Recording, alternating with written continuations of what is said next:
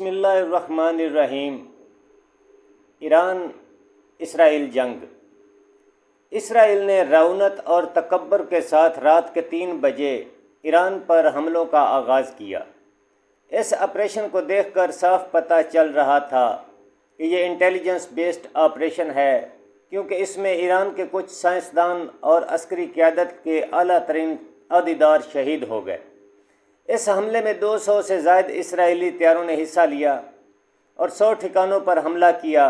اب اسرائیلی مطمئن ہو چکے تھے کہ ہم نے ایران کی جنگی صلاحیت ختم کر کے رکھ دی ہے۔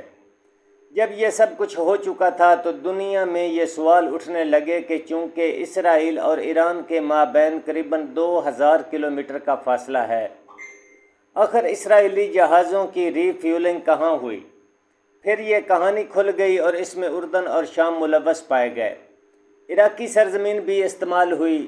اب یہ سوال پیدا ہوا کہ آخر مذمت کرنے والے عرب ملکوں کے ایئر ڈیفنس سسٹم نے الرٹ جاری کیوں نہیں کیا؟ امریکیوں کو ان حملوں کا پہلے سے علم تھا۔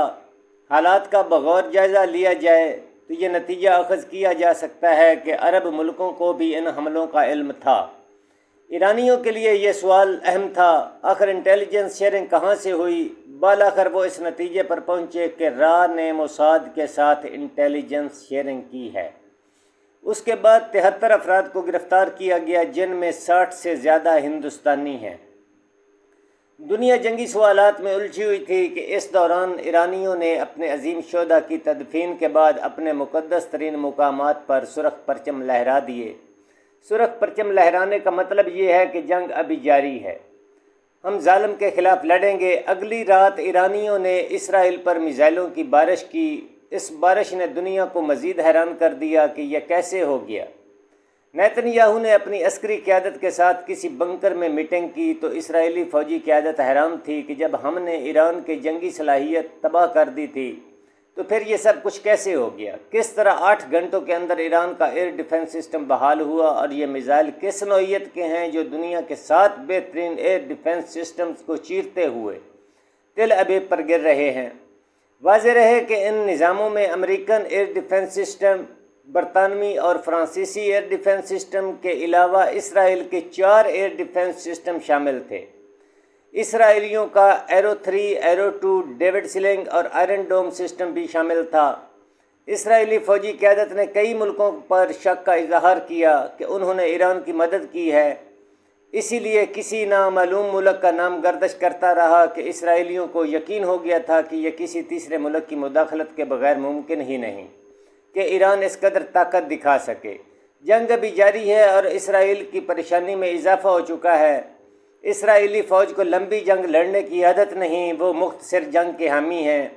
اسی طرح جیسے کسی علاقے کا بدماش شہر کے کسی چوک میں 4 بندے کھڑکا کے آ جاتا ہے اور دوسری گلی میں 2-4 عورتوں اور بچوں کو مار کے آ جاتا ہے۔ اسرائیل کی یہی صورتحال رہی ہے۔ پچھلے کئی سالوں سے اسے روکنے والا کوئی سامنے نہ آ سکا۔ پہلی مرتبہ جنگ 5ویں روز میں داخل ہو گئی ہے اور اسرائیلی پریشان ہیں کہ اب جان کیسے چھڑوائی جائے، کیونکہ ہر رات حیفا، یروشلم اور تل ابیب پر میزائل برستے ہیں۔ امریکہ نے اپنا دفاعی نظام یوکرین سے مشرق وسطیٰ میں منتقل کر دیا ہے۔ جرمنی، فرانس اور برطانیہ اسرائیل کی مدد کو پہنچ چکے ہیں۔ امریکی صدر کہہ رہے ہیں کہ اگر ضروری ہوا تو اسرائیل کا ساتھ دیں گے۔ دھمکیوں اور بڑکوں کے باوجود امریکی صدر یہ کہہ رہے ہیں کہ اب ایران اور اسرائیل میں جنگ بندی ہونی چاہیے، امن کا معاہدہ ہونا چاہیے۔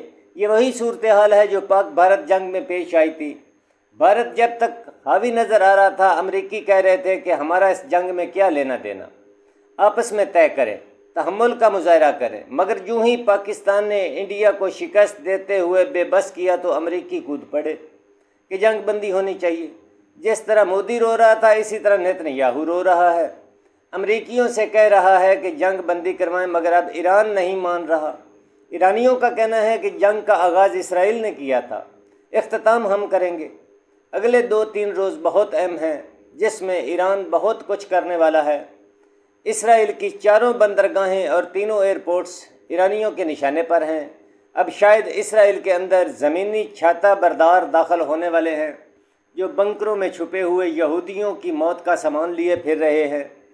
دیوار گریا کے پاس کھڑے یہودیوں کو دیکھ کر احمد فراز کا شعر یاد آتا ہے کہ کس طرف کو چلتی ہے اب ہوا نہیں معلوم، ہاتھ اٹھا لیے سب نے اور دعا نہیں معلوم۔